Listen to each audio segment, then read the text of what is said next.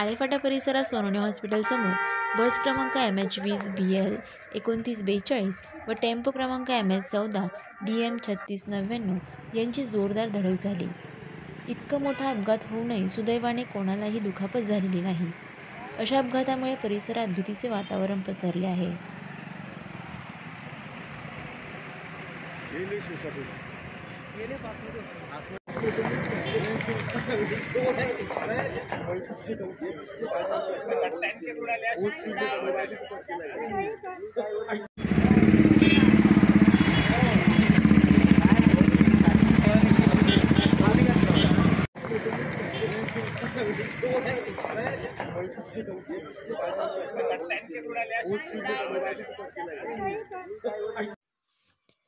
घटनेचे गांभीर्य लक्षात घेऊन आळेफाटा पोलीस घटनास्थळी तात्काळ दाखल झाले.